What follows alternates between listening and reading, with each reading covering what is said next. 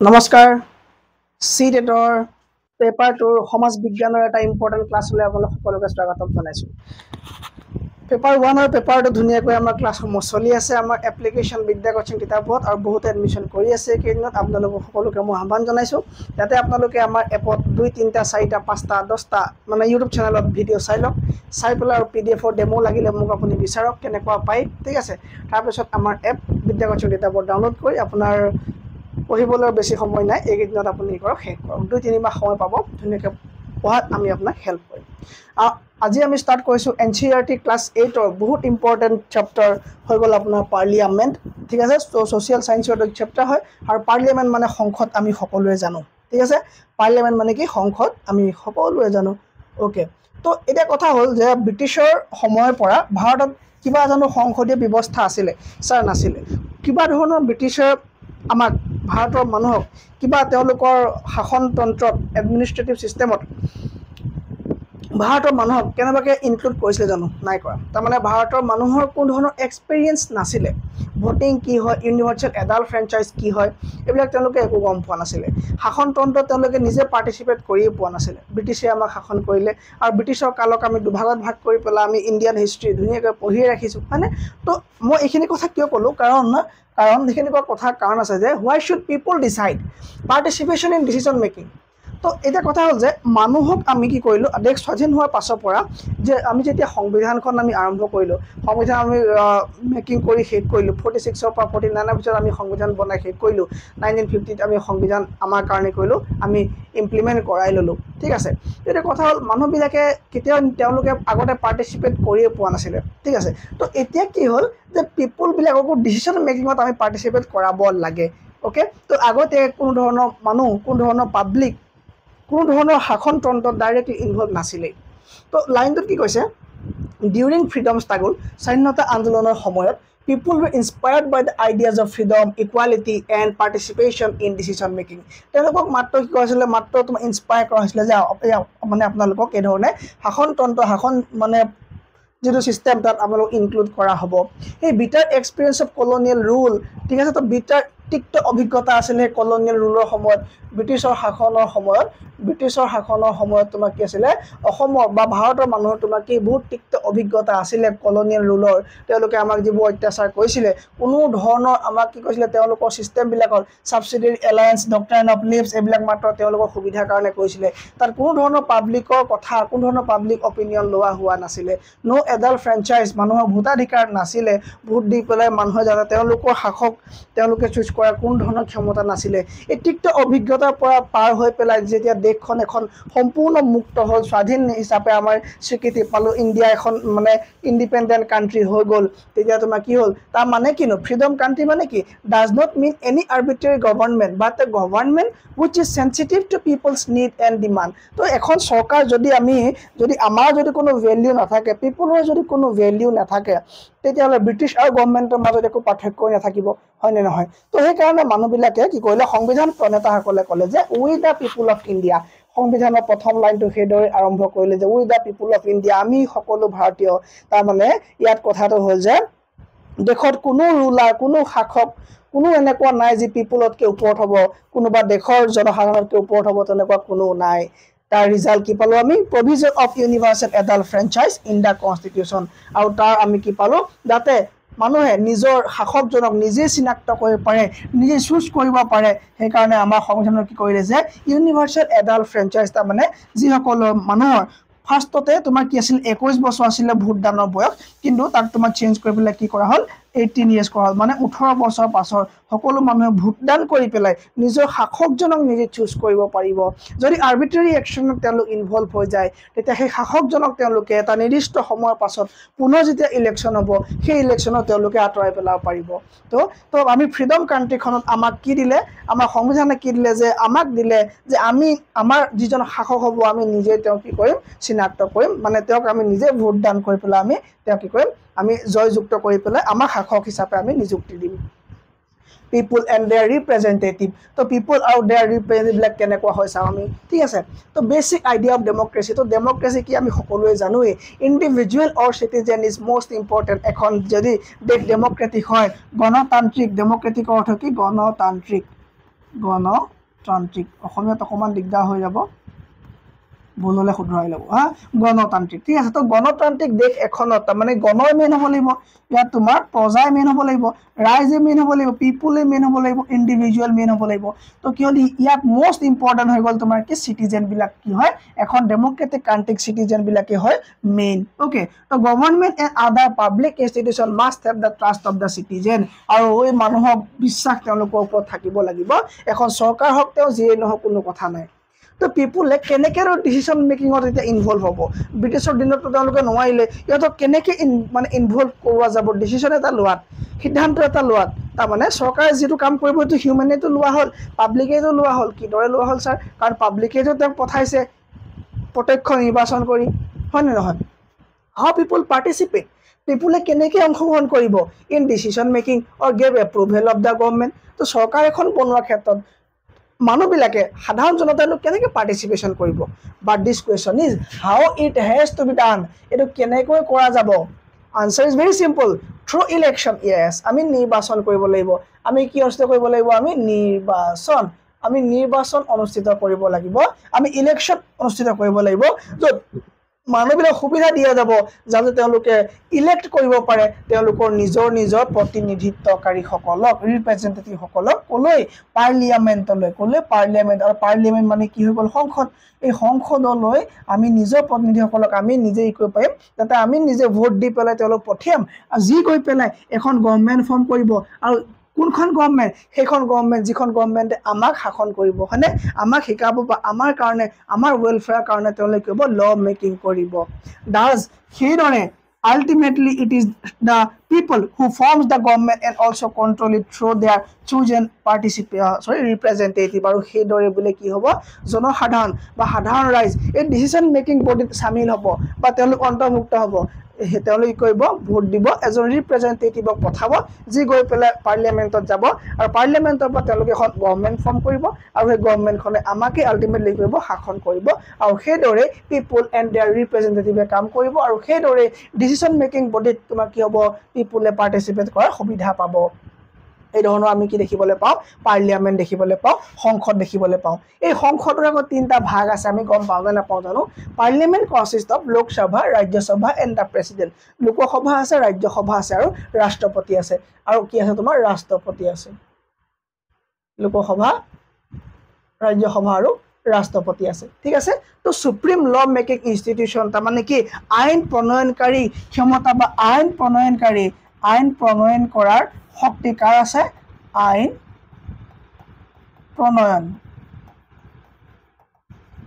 প্ৰণয়ন কৰাৰ শক্তি বা তোমাৰ বডি কোনটো হ'ব যাক আমি পাৰ্লিয়ামেণ্ট বুলি কম এই পাৰ্লিয়ামেণ্টৰ তিনিটা আছে প্ৰেচিডেণ্ট লোকসভা আৰু ৰাজ্যসভা এই লোকসভা আৰু ৰাজ্যসভাত তোমাৰ কি হ'ব মেম্বাৰসকল থাকিব ইয়াত যিসকল মেম্বাৰ বহিব তাক আমি MP বুলি কওঁ হয়নে মেম্বাৰ অফ পাৰ্লিয়ামেণ্ট বুলি কওঁ অ'কে এই মেম্বাৰ অফ পাৰ্লিয়ামেণ্টত দুই ধৰণৰ সদস্য থাকিব এখনত থাকিব তোমাৰ লোকসভা সদস্য আৰু এখন থাকিব তোমাৰ ৰাজ্যসভা সদস্য যিসকল লোকসভা সদস্য হ'ব এওঁলোক তোমাৰ কি হ'ব ডাইৰেক্টলি মানুহবিলাকে কৰিব DIRECTLY ডাইৰেক্টলি তেওঁলোক কি হ'ব চুজেন হ'ব ডাইৰেক্টলি ভোট দি পেলাই পঠিওৱা যাব এইসকল মানুহক কিন্তু RSত তোমাৰ মানে ৰাজ্যসভাত কি হ'ব নমিনেশ্যন হ'ব আৰু তোমাৰ ইয়াত ইনডাইৰেক্ট ইলেকশ্যন দেখা যাব তো ইনডাইৰেক্ট ইলেকশ্যন ডাইৰেক্ট ইলেকশ্যন কি হয় এইখিনি আমি এতিয়া লাহে লাহে চাম হয়নে এইখিনি আমি কি হয় এতিয়া এটা এটাকৈ আমি ইয়াত চাই পেলাম প্ৰথমে চাওঁ লোকসভা কি হয় লোকসভাক তোমাৰ কি বুলি কোৱা যায় ইয়াক তোমাৰ লোৱাৰ হাউচ বুলি কোৱা যায় হাউচ অফ দ্য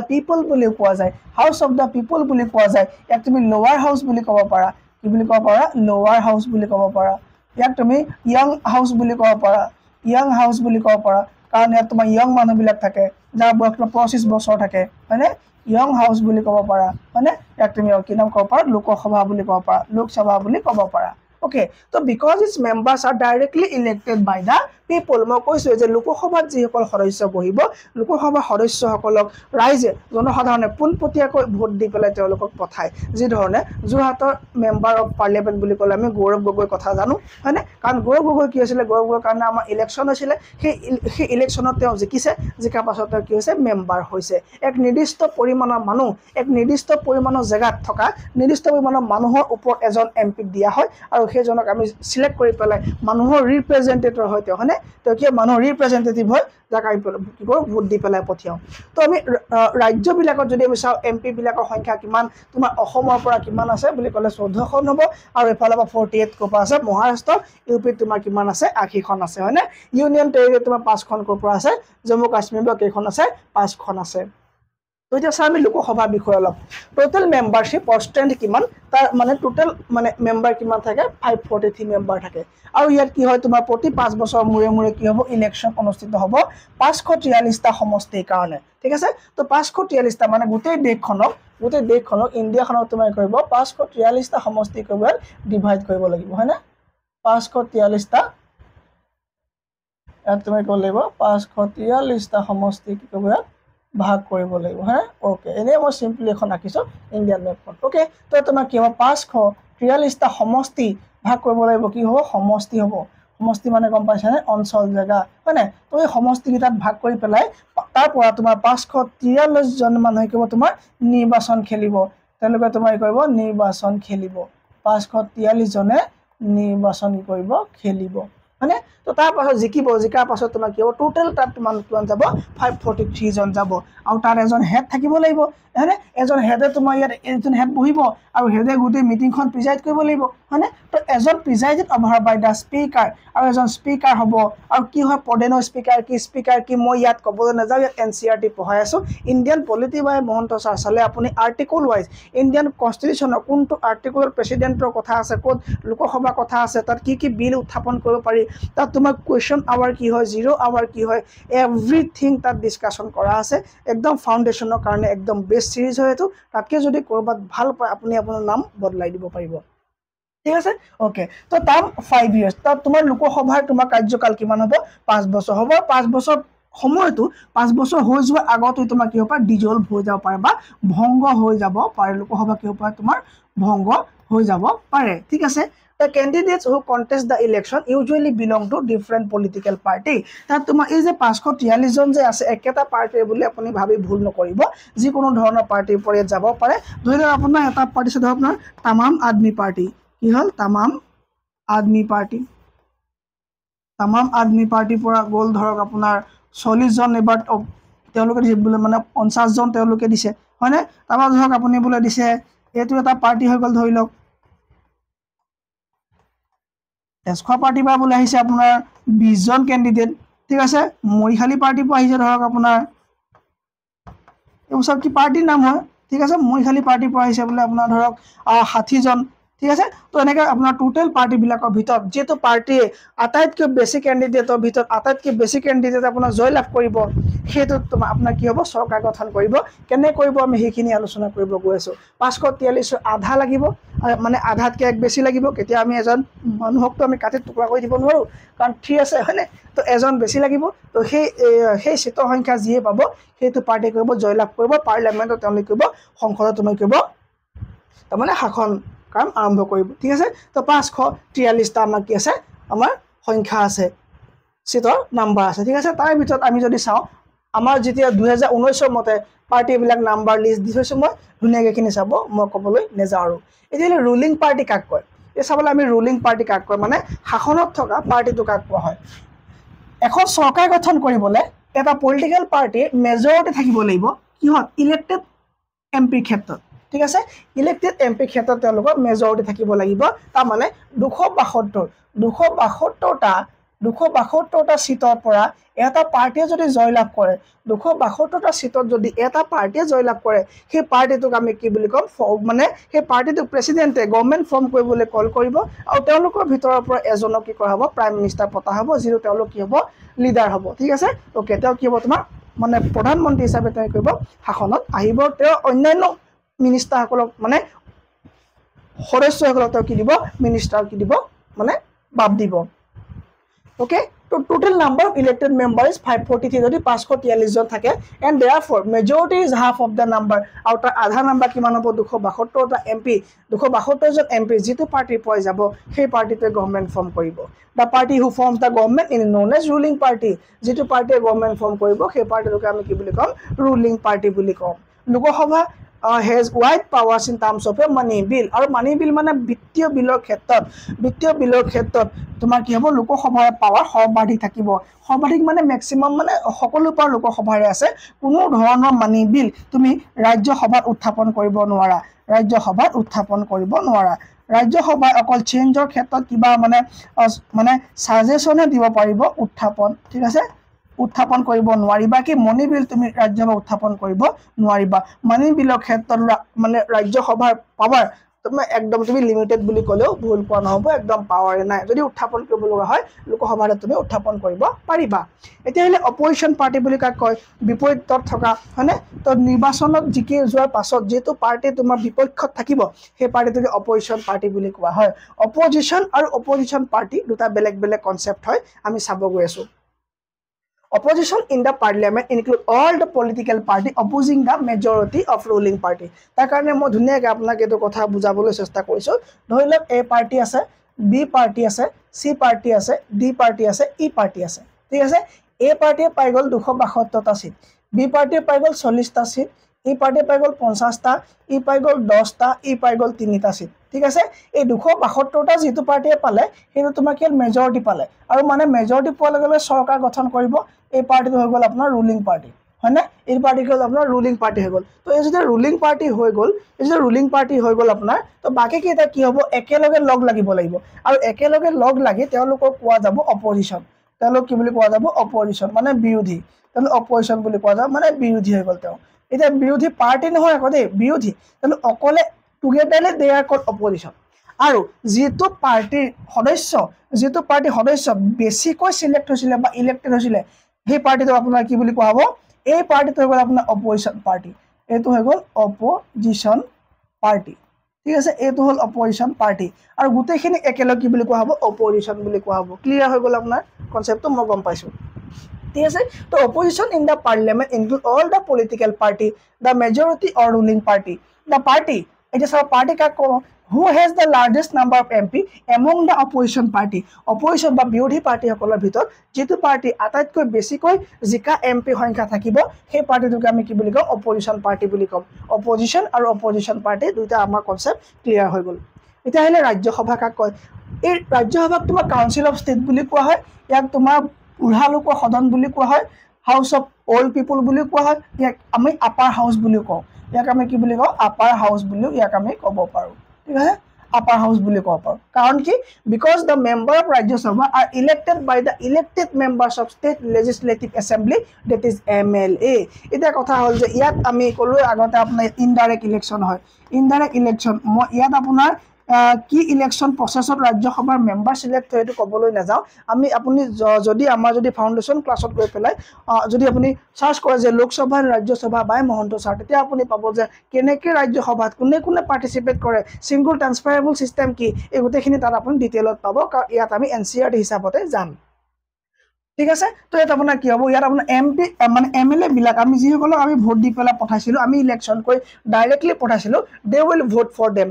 ঠিক আছে আৰু এই কাৰণে কি হ'ব ইনডাইৰেক্ট ইলেকশন বুলি আমি কম আৰু ইয়াত টোটাল নাম্বাৰ সংখ্যা 245 জন হ'ব তাৰে 233 জন মানে মেম্বাৰ কি হ'ব ইনডাইৰেক্ট ইলেকশনৰ দ্বাৰা তেওঁলোকক ভোটিং কৰি পেলাই অনা হ'ব আৰু 12 জনক তোমাৰ প্ৰেসিডেন্টে কৰিব নমিনেট কৰিব যিকোনো ফিল্ডৰ পৰা আৰ্টৰ ফালৰ পৰা হওক সায়েন্সৰ ফালৰ পৰা হওক সোশ্যাল সাৰ্ভিসৰ ফালৰ পৰা হওক ঠিক আছে তেওঁলোকে মানে আমাৰ দেশত তেওঁলোকে আগবঢ়াই থকা সেৱাৰ ভিতৰত তেওঁ কি কৰিব একদম যোগ্যজনক পাৰ্টি মানে নিৰ্বাচন কৰি পেলাই প্ৰেসিডেন্টে কৰিব নমিনেশন কৰিব আৰু এটা কথা মনত ৰাখিব লাগিব যে প্ৰেসিডেন্টৰ যেতিয়া ইলেকশন হ'ব সেই ইলেকশনত কিন্তু এই নমিনেশন মেম্বাৰ সকলে কিন্তু ভোট দিব নোৱাৰিব গম পালে ওকে তো এই ধৰণৰ আমাৰ লিষ্ট আছে যে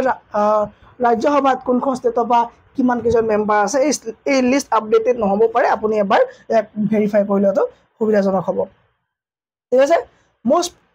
party position in upper house মই আপোনাক গোটেই লিষ্টখন দিছো যে কোনটো হাউসৰ পৰা কিমান পাৰ্টি এই ধৰণে আছে ঠিক আছে পাৰ্টি ওয়াইজ কাৰেন্ট ষ্ট্ৰেংথ কিমান আছে আপাৰ হাউসত গোটেইখিনি মই ধুনীয়াকৈ দিছো এটা স্ক্ৰিনশ্বট লৈ আপুনি ধুনীয়াকৈ লিখি ল'ব আৰু গোটেই PDF তে পাই যাব আমাৰ চেনেলত আমাৰ গ্ৰুপৰ এটা লিংক আপোনাৰ ইয়াত দি দিম ভিডিও ডেসক্ৰিপচনত দি দিম তাত জয়েন হৈ থাকিলে তাতে আপুনি ইনফৰমেশন বিলাক পাই থাকিব PDF পাই থাকিব আৰু এপটো যদি আপুনি ডাউনলোড কৰি কোৰ্সটো লয় তেতিয়া তো ক'বই নালাগে ঠিক আছে ওকে এতিয়া কি চাবলৈ প্ৰেচিডেণ্ট ওকে আপোনাৰ ৰাজ্যসভাত কোন থাকিব মানে কোন প্ৰেচিডেণ্ট থাকিব ওকে তো ৰাজ্যসভাত যেতিয়া মিটিং হ'ব তাত আমাৰ দেশৰ যিজন ভাইচ প্ৰেচিডেণ্ট হ'ব এতিয়া মোক কমেণ্টত দিব লাগে যে বৰ্তমান present who is the present vice president of India present vice president of India দেশৰ বৰ্তমানৰ উপ ৰাষ্ট্ৰপতিজনৰ নাম কি আৰু এই উপ ৰাষ্ট্ৰপতিজনে কি হয় আপোনাৰ এক্স অফিচিয়েল চেয়াৰমেন হয় অৰ্থাৎ ৰাজ্যসভাৰ তেওঁ কি কৰিব প্ৰিজাইডেড কৰিব তেওঁ সভাপতিত্ব কৰিব আৰু ৰাজ্যসভাৰ কাৰ্যকাল কিমান থাকে এমপি সকলৰ 6 বছৰ কিন্তু ৰাজ্যসভা ডিজলভ নহয় বা ভংগ নহয় ই এটা পাৰ্মানেণ্ট বডি হয় তাত কি হয় ৰাজ্যসভা এটা পাৰ্মানেণ্ট বডি হয় আৰু তাত তোমাক ইয়াত ডিজলিউশ্যনৰ কোনো ধৰণৰ কথা নাহে 1/3 সদস্যই প্ৰতি 2 বছৰ মূৰে কি ল'ব অৱসৰ গ্ৰহণ কৰিব ৰিটায়াৰমেণ্ট লৈ থাকিব সেইকাৰণে এই মানে হাউচ কেতিয়াও কি আপোনাৰ ডিজলভ নহয় ইন অৰ্ডাৰ টু বিকেম এ ল এ বিল হেজ টু বি কম্পালচৰিলি পাছড বাই ৰাজ্যসভা আমি জানিছিলোঁ যে আমাৰ যেতিয়া কা আন্দোলন চলি আছিলে আমি কৈছিলোঁ যে কা হোৱাৰ আগতে আমি কেব বুলি কৈছিলোঁ CAB কেব আন্দোলন হয়নে তো কেব কি আছিলে চিটিজেন এমেণ্ডমেণ্ট বিল আছিলে এই চিটিজেন এমেণ্ডমেণ্ট বিলত যেতিয়াই প্ৰেচিডেণ্টে হস্তাক্ষৰ কৰিলে প্ৰেচিডেণ্টে যেতিয়া চাইন কৰিলে ঠিক আছে তো যেতিয়া প্ৰেচিডেণ্টৰ চাইন অহাৰ লগে লগে এই বিলখন হৈ গ'ল আপোনাৰ CAA কনষ্টিটিউশ্যনেল এমেণ্ডমেণ্ট এক্ট বনি গ'ল এক্ট কেতিয়া হ'ব মই কৈছোঁ যে আপোনাৰ এক্ট হ'বলৈ হ'লে কি হ'ব এখন বিল এক্ট হ'বলৈ হ'লে আপোনাৰ কি লাগিব দুখন সভাৰ পৰা পাৰ হ'ব লাগিব লোকসভা আৰু ৰাজ্যসভা পাৰ হ'ব লাগিব পাৰ হোৱাৰ পাছত এইখন তোমাৰ ক'ত যাব এইখন তোমাৰ প্ৰেচিডেণ্টৰ ওচৰলৈ যাব আৰু প্ৰেচিডেণ্টে হস্তাক্ষৰ কৰাৰ পাছতে কি হ'ব এখন এক্টলৈ বা আইনলৈ পৰিণত হ'ব এই এখন বিলক ল নিৰ্মাণ কৰাত Rajya Sabha has an important role for reviewing and altering the laws ঠিক আছে তো ইনিচিয়েটেড বাই দ্য লোকসভা তো 2খন সদনৰ পৰা পাৰ হ'বই লাগিব তেতিয়াহে তোমাৰ এখন বিল ল হ'ব কিন্তু মানি বিলৰ ক্ষেত্ৰত এই ধৰণৰ এক্সেপশ্যন নাই ঠিক আছে মানে এই ধৰণৰ কথা নাথাকে ওকে তো কি হ'ব but with reference to financial bill Rajya Sabha has very limited power financial বিলৰ ক্ষেত্ৰত কোনো ধৰণৰ মানে শক্তি নাথাকিব কাৰ নাথাকিব ৰাজ্যসভাৰ নাথাকিব এই এতিয়ালৈকে আমি কিমানখিনি পঢ়িলোঁ এবাৰ আপুনি মনত পেলাই লওক আপোনাৰ কাৰণে সুবিধা হ'ব হোৱাই শুড পিপুল ডিচাইড পিপুলে কিয় পাৰ্টিচিপেট কৰিব লাগে হয়নে কাৰণ কি যাতে তোমাৰ ডিক্টেটৰশ্বিপ নহয় বা অট'ক্ৰেচি নহয় গভৰ্ণমেণ্টখন যাতে নিজৰ মতে কাম কৰিব নোৱাৰে আৰ্বিট্ৰেৰী একশ্যনছবিলাক ল'ব নোৱাৰে পিপুলৰ ডিমাণ্ডৰ মতে যাতে কাম হয় according to demand of people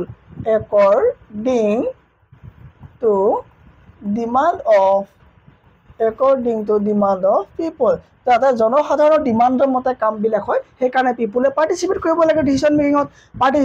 making হৈ গ'ল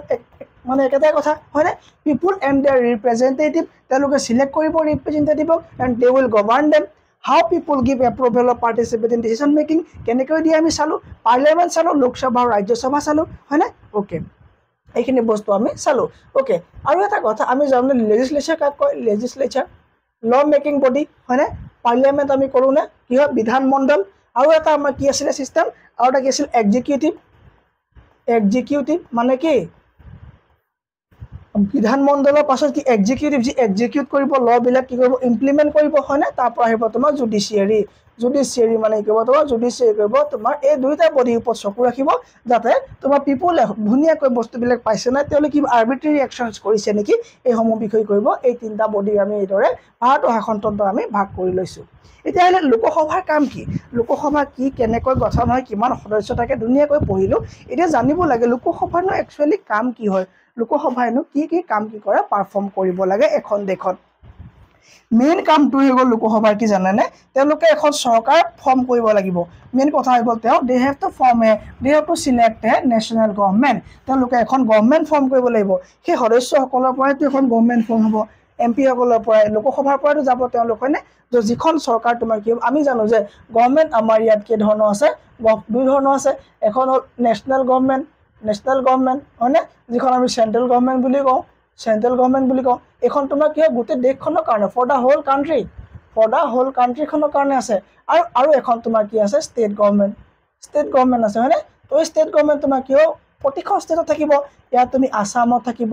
বিহাৰত থাকিব হয়নে বেংগলত থাকিব তো প্ৰতিখন তোমাৰ কি হ'ব ষ্টেটত কি হ'ব ষ্টেট গভৰ্ণমেণ্ট থাকিব ওকে এই নেশ্যনেল গভৰ্ণমেণ্ট ক'ৰ পৰা ফৰ্ম হ'ব লোকসভাৰ পৰা যাব আৰু এইখন তোমাৰ ক'ৰ পৰা যাব বিধানসভাৰ পৰা যাব ক'ৰ যাব বিধানসভাৰ পৰা যাব লোকসভাৰ সদস্যসকলক কোৱা হয় MP বুলি কোৱা হয় আৰু ইয়াৰ সদস্যসকলক তোমাৰ কি বুলি কোৱা হয় MLA বুলি কোৱা হয় মেম্বাৰ অফ লেজিসলেটিভ এছেম্বলি আৰু মেম্বাৰ অফ পাৰ্লিয়ামেণ্ট বুলি কোৱা হয় ক্লিয়াৰ হৈ গ'ল একেবাৰে সহজ কনসেপ্ট হয়নে ওকে তাৰপৰা আহিলে মোষ্ট ইম্পৰ্টেণ্ট ফাংচন কি হয় জানানে মোষ্ট ইম্পৰ্টেণ্ট ফাংচন হৈ গ'ল নেশ্যনেল গভৰ্ণমেণ্ট এখন সিলেক্ট কৰা ক'ৰ পৰা লোকসভাৰ পৰা সিলেক্ট হ'ব ওকে আৰু এই নেশ্যনেল গভৰ্ণমেণ্টখনকে আমি একচুৱেল আমি কি বুলি কওঁ পলিটিকেল কি বুলি কওঁ পলিটিকেল আমি তেওঁলোকক এক্সিকিউটিভ বুলি কওঁ তাৰমানে ল মেকিং হৈ গ'ল ল মেকিং হোৱাৰ পাছত পলিটিকেল এক্সিকিউটিভৰ হেড তোমাৰ কোন হ'ব PM হৈ গ'ল তাৰমানে গভৰ্ণমেণ্টখন হৈ গ'ল নে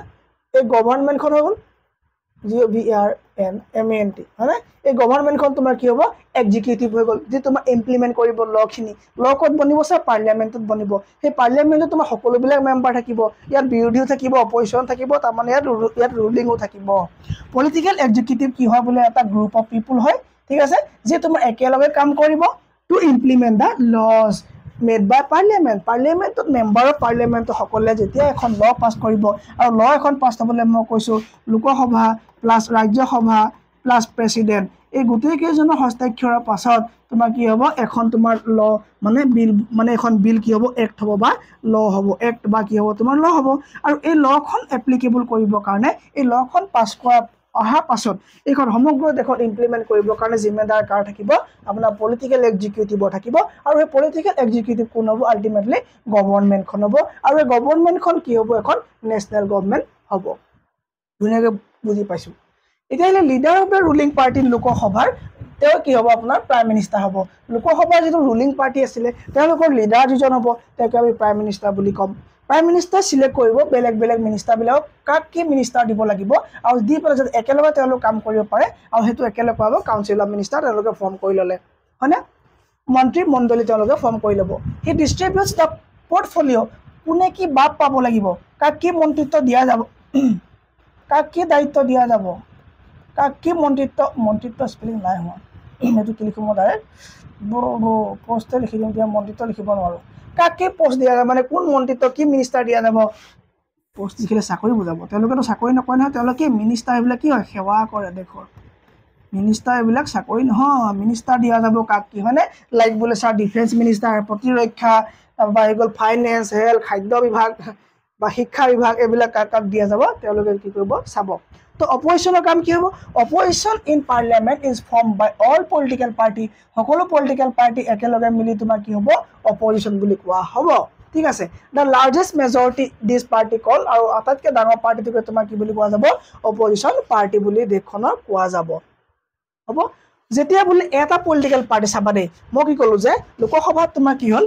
272 মেম্বাৰ হয়নে 243 পৰা 243 আধা 272 হয়নে নহয়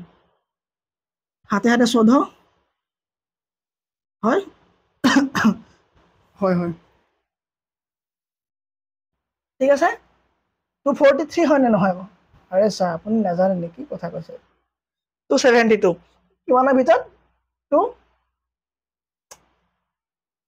কিমানৰ ভিতৰত 543 মই কি লিখি আছিলোঁ ভাবিছিলোঁ কিবা এটা ভুল লিখি আছোঁ ইয়াৰ আধা কেনেকৈ পাব 543 ঠিক আছে 243 আধা 272 লিখি দিছোঁ বাপৰে বাপ কিবা ব্ৰেইন পাই আহে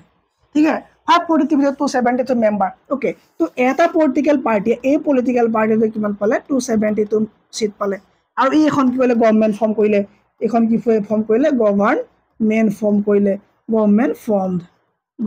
ফৰ্ম আৰু সেই এই পলিটিকেল পাৰ্টি যিজন লিডাৰ হ'ব leader of the political party A is call prime minister সেইজন তোমাৰ কোন হ'ব PM হ'ব হৈ গ'ল ধৰি লওক 2026 যিটো ইলেকশ্যন হ'ব গৈ আছে বা 27 যিটো হ'ব বা 25 হওক বা যিয়ে নহওক যিটো ইলেকশ্যন হ'ব ঠিক আছে যিটো ইলেকশ্যন হ'ব এই ইলেকশ্যনটোত বোলে এই পাৰ্টিয়ে বোলে অকল 270টাহে পালে ঠিক আছে এই পাৰ্টিয়ে চিট কিমান পালে অকল 270টা পালে ওকে BA পালে বোলে 30টা চিট CA পালে 40টা চিট DA পালে 170টা চিট ঠিক আছে তো এনেকৈ বোলে ছিটবিলাক পালে তো এতিয়া এই পাৰ্টিয়ে কি কৰিব তোমাৰ গভৰ্ণমেণ্ট ফৰ্ম কৰিব পাৰিবনে নোৱাৰিব কোনো কাৰণে তেতিয়া এই পাৰ্টিয়ে কি কৰিব কোনোবা এটা পাৰ্টি ক'ব যিটো পাৰ্টিৰ লগত ভাল বিগ ক'লে যেনিবা ধৰি লোৱা বি ভাই আহি যোৱা আমি একেলগে কি কৰোঁ আমি চৰকাৰ ফৰ্ম কৰোঁ এ লগত বি আহি গ'ল লগ হৈ গ'ল কিমান 270 যোগ 30 কিমান হৈ গ'ল তোমাৰ 57 10 তোমাৰ 300 হৈ গ'ল নে 300 লাগিছে নালাগিছিলে হয়নে 300 হৈ গ'ল তো 300 হৈ গ'ল হৈ যোৱাৰ লগে লগে চিট হৈ যোৱাৰ লগে লগে তোমাৰ কি হৈ গ'ল এইটো কি মেজৰিটি হৈ গ'ল নে হৈ গ'ল তো এতিয়া কি এ আৰু বি একেলগে চৰকাৰ ফৰ্ম কৰিব তো এই ধৰণৰ চৰকাৰবিলাক আমি কোৱালিশ্যন গভৰ্ণমেণ্ট বুলি কওঁ কি বুলি কওঁ আমি কোৱালিশ্যন গভৰ্ণমেণ্ট বুলি কওঁ যিখন আমাৰ এতিয়া চলি আছে when a single political party যেতিয়া এটা অকলশৰীয়া পলিটিকেল পাৰ্টিয়ে লোকসভাত নিৰ্দিষ্ট পৰিমাণৰ মেজৰিটি ভোট নাপায় ঠিক আছে নাপায় যিটো পাব লাগে সেইটো নাপায় to form the government চৰকাৰ গঠন কৰিবৰ কাৰণে তেতিয়া তেওঁলোকে কি কৰে different political party having similar ideology or consult come together to form the government তেতিয়া দুই তিনিটা পলিটিকেল পাৰ্টি যাৰ আদৰ্শ একেই তেওঁলোকে কৰিব লগ লাগি পেলাই কৰিব এটা গভৰ্ণমেণ্ট ফৰ্ম কৰিব আৰু সেই ধৰণৰ গভৰ্ণমেণ্টক কোৱালিশ্যন গভৰ্ণমেণ্ট বুলি কোৱা হয় কি বুলি কোৱা হয় কোৱালিশ্যন গভৰ্ণমেণ্টৰ অসমীয়াত ইয়াক মিত্ৰজোঁটৰ চৰকাৰ বুলি কোৱা হয় মিত্ৰজোঁটৰ স্পেলিং যদি ভুল হৈছে শুদ্ধ কৰি ল'ব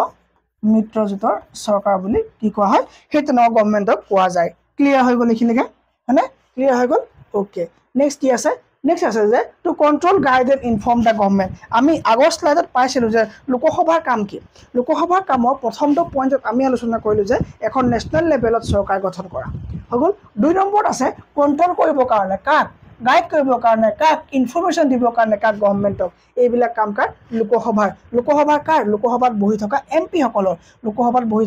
সকলৰ লাগিলে অপজিশ্যনৰে হওক বা ৰুলিঙৰে হওক অপজিশ্যনেতো মানে কণ্ট্ৰল কৰিব কি গভৰ্ণমেণ্টখনক কণ্ট্ৰল কৰিব নে কৰিব আৰু গভৰ্ণমেণ্টখনক কণ্ট্ৰল কৰিবৰ কাৰণে কুৱেশ্যন সুধিব আৰু কুৱেশ্যন সুধিবৰ কাৰণে এটা নিৰ্দিষ্ট কুৱেশ্যন আৱাৰ থাকে হয়নে ক'ত থাকে পাৰ্লিয়ামেণ্টত থাকে গাইড কৰিব যে তোমালোক এইটো কাম কিয় কৰিছা এইটো কাম কৰিলে এইটো হ'ব দেশৰ অখণ্ডতাত বিঘ্নিত হ'ব এই ধৰণৰ কথা আৰু ইনফৰমেশ্যনবিলাক শ্বেয়াৰ কৰিব এমপি এটা ভাইটেল ৰোল প্লে কৰি আছে এমপি কৰে এটা ভাইটেল ৰোল প্লে কৰে ইন কণ্ট্ৰল কৰাত শাসন কৰাত নিয়ন্ত্ৰণ কৰাত গাইড কৰাত আৰু ইনফৰ্ম কৰাত যাতে চৰকাৰখনে কোনো আৰ্বিট্ৰেৰী একশ্যন নলয় for example asking question from the government approval in the financial matter ঠিক আছে তো গভৰ্ণমেণ্টক তুমি কৰা কুৱেশ্যন কৰা যে আপোনালোকে যে এই যে দলংখন যে বনাম বুলি কৈ নবনালে কিয় কি প্ৰব্লেম পালে আমাক কওক তেওঁলোকে ড্ৰবেকবিলাক হাইলাইট কৰি দিব in various policies and programme আপোনালোকে যে এই অৰুণোদয় দি আছে সাপোজ মই কথাটো কৈছোঁ অৰুণোদয় দি আছে এই ধৰণে পইচাবিলাক বিলাই আছে তাতকৈ যদি দেশত আপোনালোকে এটা ফেক্টৰী দি দিলেহেঁতেন গাঁওখনত যদি এটা ফেক্টৰী দি দিয়া হ'লে সেই ফেক্টৰীটোত দেখোন সেই অঞ্চলটোৰ কোৱালিফিকেশ্যন অনুযায়ী সকলো লোকে তেওঁলোকৰ নিজৰ কোৱালিফিকেশ্যন অনুযায়ী কাম পাব আৰু তেওঁলোক নিজৰ ওপৰত নিজে থিয় হ'ব পাৰিব আপোনাৰ পইচাকেইটাৰ ওপৰত থিয় হ'ব দৰকাৰেই নহয় তো এই ধৰণৰ প্ৰব্লেমবিলাক আপোনালোকে চল্ভ নকৰে এই ধৰণৰ কুৱেশ্যনছ কৰিব পৰা ক্ষমতা কাৰ আহি যাব এই মেম্বাৰ সকলো এইবিলাক ক্ষমতা থাকে ঠিক আছে and mobilise popular support for the own policies আৰু এই পলিচিবিলাক যাতে সকলোৱে পায় তাৰ ওপৰত কি কৰিব চকু ৰাখিব ইন অল ফিনেন্সিয়েল মেটাৰ সকলো টকা পইচাৰ লগত জড়িত কথা বতৰাত কি হ'ব the approval of parliament is must for the government আৰু পাৰ্লিয়ামেণ্টৰ এপ্ৰুভেল লাগিবই হয়নে পাৰ্লিয়ামেণ্টৰ এপ্ৰুভেল লাগিবই all matter related to finance বাজেটৰ লগত জড়িত যিবিলাক সমস্যা বা কথা থাকিব approval of the parliament without which the government cannot execute this programme আৰু পাৰ্লিয়ামেণ্টৰ মানে ভূমিকা নোহোৱাকৈ মানে লোকসভাত পাছ নোহোৱাকৈ ৰাজ্যসভাত পাছ নোহোৱাকৈ গভৰ্ণমেণ্টৰ ওচৰলৈ নাযাব বা তোমাৰ গভৰ্ণমেণ্টে একো কৰিব নোৱাৰিব গভৰ্ণমেণ্টত মেক্সিমাম কাৰ নাম্বাৰ আছে তোমাৰ গভৰ্ণমেণ্টৰ মানুহ আছে তো বিল এখন ফুলনি মানে বাগিচা মানে ফুলনি নেক্সট আহিলে ল মেকিং কাম কাৰ ল মেকিং কাম কি হয় কাৰ পাৰ্লিয়ামেণ্টৰ ল মেকিং এটা বহুত ইম্পৰ্টেণ্ট কাম হয় কাৰ পাৰ্লিয়ামেণ্টৰ ঠিক আছে যেতিয়া এখন বিল ৰিলেটেড টু ল is presented in any of the house of the parliament যেতিয়া এখন বিলত আইন সম্বন্ধীয় কিছু কথা থাকিব যিকোনো হাউচতে তাক উত্থাপন কৰা যাব it has to be passed আৰু এখন পাছ হ'বই লাগিব by both of the house and by majority number 2/3 of the member পাছ কৰিব লাগিব 1/3 নহয় 2/3 নাম্বাৰ মেজৰিটি নাম্বাৰ বিলখনক পাছ কৰিব লাগিব তাৰ পাছতে প্ৰেসিডেন্টৰ হস্তাক্ষৰৰ কাৰণে যাব আৰু প্ৰেসিডেন্টে সাইন কৰাৰ পাছতে বিলখন কি হ'ব চুক্তি হ'ব মানে সাইন হ'ব তাৰ মানে এক্টলৈ পৰিণত হ'ব প্ৰেসিডেন্টৰ এই বিল এখনৰ ক্ষেত্ৰত পাৱাৰ কি আছে প্ৰেসিডেন্টৰ পাৱাৰ বিষয়ে পঢ়া আছে পাৰ্ডনিং পাৱাৰ কি আছে আৰ্টিকল নাম্বাৰ 72 কি হয় ডিটেইল পঢ়ি থোৱা আছে ছমাহ ফাঁচি 5 বছৰ জেল ৰিলটো যে মোৰ আৰু ঠিক আছে সেইবিলাকত ধুনীয়াকৈ আলোচনা কৰা হৈছে However, যদিও it has to be noted that Rajya Sabha has very limited power regarding a money bill or financial bill. টকা পইচাৰ লগত জড়িত বিলৰ ক্ষেত্ৰত আমি গম পাওঁ যে বাৰে বাৰে আমি 3 নম্বৰ কাৰণে এইটো পইণ্ট পালো যে ৰাজ্য সভাৰ কি আছে পাৱাৰ বেছি নাছে Who are the people in parliament? Parliament কোন থাকেও Parliament has more and more people from different backgrounds. যিকোনো জায়গা পৰা থাকিব পাৰে rural পৰা হ'ব পাৰে regional party হ'ব পাৰে কোনো কথা নাই However, it has been observed ইয়াক দেখা গৈছে যে representative democracy cannot produce a perfect reflection of society. Reservation of seat of constituencies. তো ভাৰতৰ ইমান কেইটা সমষ্টি আছে ইয়াত ৰিজাৰ্ভেশ্যন কৰা কিবা দৰকাৰ আছে নে বুলে স্যাৰ আছে কেনেকুৱা বুলে এসসি এসটি কাৰণে কিয় তেওঁলোক বুলে বহুত কি হয় আগতে তেওঁলোক কিয় বহুত দুখীয়া আছিল সেই কাৰণে বুলে আৰু বুলে জেনেৰেল কাষ্ট বুলে সদায় ধনী চাউল ঘৰত নাথাকক okay in order to give adequate representative শুদ্ধ পৰিমাণে প্ৰতিনিধিত্ব পাবৰ কাৰণে to the historically marginalized community তেওঁলোক কি হয় historically marginalized বুলি কোৱা হয় তেওঁলোকৰ সাব সিট কেইটামান সিট তেওঁলোকৰ ৰিজাৰ্ভ কৰি ৰখা হয় কোড লোকসভাত ঠিক আছে যেনে শিডিউল কাষ্টৰ পৰা আৰু শিডিউল ট্ৰাইবৰ পৰা এসসি আৰু এসটি কমিউনিটি পৰা তাৰ মানে চাই কিমান 543 ভিতৰত গুটে all over India 84 seat SC কাৰণে আৰু 47 সিট তোমাৰ কি হয় এসটি কাৰণে ৰিজাৰ্ভেশ্যন কৰি ৰখা হয় কোড লোকসভাত ৰিজাৰ্ভেশ্যন কৰি ৰখা হয় The idea behind such reservation is so that the MP elected from this reserved position will become familiar with and can represent the Dalit and Adivasi interest of parliament. তাৰমানে কৈছে যে এটা নিৰ্দিষ্ট আপোনাৰ এটা সমষ্টিৰ পৰা এই সমষ্টিটো বলে যি কমিউনিটিৰ লোক আছে তেওঁলোকৰ কমিউনিটি যদি এজনক আমি ৰিপ্ৰেজেন্টেটিভ হিচাপে যদি আমি সিলেক্ট কৰো তেতিয়া এইজনে বলে সকলো মানুহৰ লগত তেওঁলোকৰ সম্পৰ্ক ভাল সকলো মানুহৰ লগত তেওঁলোক টাচত থাকিব তেওঁলোকৰ প্ৰবলেম বিলাক বুজি পাব আৰু সেই কাৰণে এনেকুৱা এজন মানুহক তোমাক মানে কি দিয়া যায় বলে এমপি হিচাপে বলে সিলেকশন কৰিব লাগে ঠিক আছে মানে অকল সেই জাতিৰ বা সেই কমিউনিটি এজনক তাত সেই জায়গাটোৰ পৰা আপোনাক ইলেকশন খেলিবলৈ দিয়া যাব ঠিক আছে তো উইমেনৰ ৰিজাৰ্ভেশ্যনৰ কথা কিবা আছে নেকি চাই লওঁ issue of reservation of seats for women is still being debated but no reservation of women in parliament has been given so far এতিয়ালৈকে নাই কিন্তু যোৱা 60 বছৰ দেখা গৈছে যে আগতে মাত্ৰ 4% আছিল এমপি যি উইমেন আছিল ঠিক আছে কি এতিয়া প্ৰায় 11% উইমেনৰ অংশীদাৰিত্ব বা তোমাৰ প্ৰতিনিধিত্ব দেখিবলৈ পোৱা গৈছে আৰু এইটো এটা তোমাৰ কি হয় ধুনীয়া এটা চেঞ্জৰ ফলে লৈ আহিছে বুলি ক'ব পাৰি মানে তো পিপল পাৰ্টিসিপেশন দেখুৱা আছে তুমি আগতে ইলেকশনত মানুহবিলাকৰ বা মানে ভোটিংত বহুত বেছি হেৰি নাছিলে 61% আছিল কিন্তু বৰ্তমান বহুত বেছি চেঞ্জেস দেখা না যায় 67% লোকে কি কৰে এতিয়া ভোট দিবলৈ আহিছে ঠিক আছে আমি এই পলিটিকেলৰ এনসিআৰটি ক্লাস 8 আৰু ধুনীয়া চেপ্টাৰ আমি আলোচনা কৰিলো যাৰ নাম আছিল পাৰ্লিয়ামেন্ট যাৰ নাম কি আছিল পাৰ্লিয়ামেন্ট আছিল পাৰ্লিয়ামেন্ট আমি পঢ়ি পেলাই ধুনীয়াকৈ শেষ কৰিলো যাৰ অসমীয়াত কওঁ আমি সংসদ ঠিক আছে সংসদে পঢ়ি কৰিলো এপ নামটো মই এবাৰ লিখি দিছো আপোনাক ডাউনলোড কৰি ল'ব বিদ্যা কোচিং কি হয় কিতাপৰ এইটো এপ ডাউনলোড কৰিব তাত আপুনি ফ্ৰী কেইটামান ক্লাছ চাব ঠিক আছে যদি কিবা অসুবিধা পায় মই WhatsApp গ্ৰুপৰ লিংকৰ তলত মই দিছো তাতে আপুনি কৰিব গৈ পেলাই কিবা প্ৰবলেম হলে মোক জনাব একেবাৰে কম মূল্যত আপুনি এই ধৰণে পঢ়িবলৈ পাব থ্যাংক ইউ জয় অসম